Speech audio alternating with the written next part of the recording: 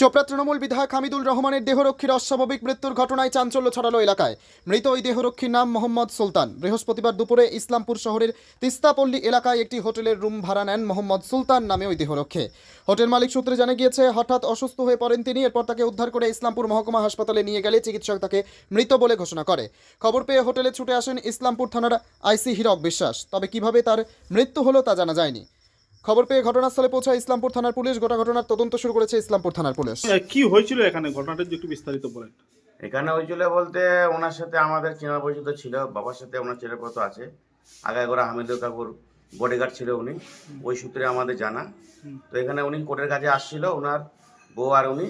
তো বলে আমাদেরকে 2 ঘন্টার জন্য দাও, আমরা রুমে একটু রেস্ট ফেস্ট করবো, কোর্টের কাজ হয়ে গেছে, একটু পরে আমরা বাড়ি যাবো।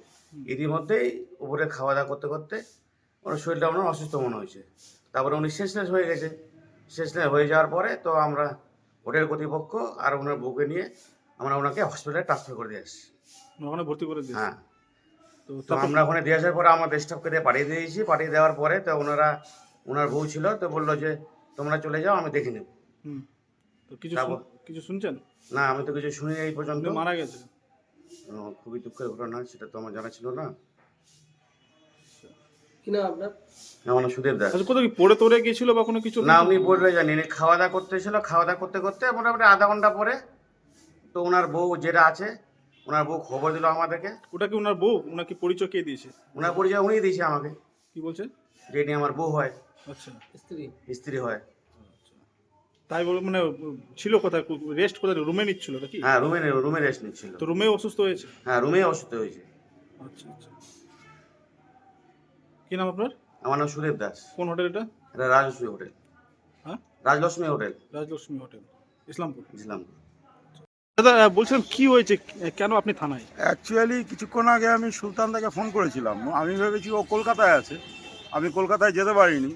একটু এমএলএকে দরকার ছিল বলে চোপড়ার ওকে ফোন করেছিলাম। তখন ফোনটা থানার থেকে তুলে বলে ও মারা গেছে, হসপিটালে আছে। তারপরে আমি আসি, এসে দেখি যে ও একটা হোটেলে ও বোধহয় খাবার খাচ্ছিল। প্রাথমিকভাবে যেটা জানা যাচ্ছে, খাবার খেতে খেতে মাথা ঘুরিয়ে পড়ে যায় এবং হসপিটালে আসে মৃত বলে ঘোষণা করে। কোনো মহিলাকে আটক করেছে কি ঘটনায়? সেরকমভাবে এখনো কিছু বোঝা যাচ্ছে না। একজন মহিলা ওনাকে নিয়ে এসেছিল, সেটা ওনার আত্মীয় হতে পারে, এখনো বোঝা যাচ্ছে না। পুলিশ তদন্ত করছে। এটা কোথায় কোথায় কোন হোটেলে খাচ্ছিল কিছু জানা গেছে কি? রাজলক্ষ্মী হোটেল থেকে এনেছে বলছে। রাজলক্ষ্মী হোটেল থেকে?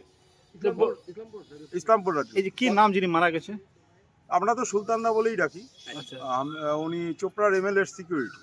এখন প্রেজেন্টে কি উনি সিকিউরিটি ছিলেন? হ্যাঁ হ্যাঁ আছে। তুমি তো পুলিশ কর্মী। হ্যাঁ, কটার দিকে এই ঘটনাটা হয়েছে আজকে? আমি তো 15 মিনিট আগে ফোন করেছিলাম ওর মোবাইলে, তখন থানার থেকে ফোন তোলে। আচ্ছা।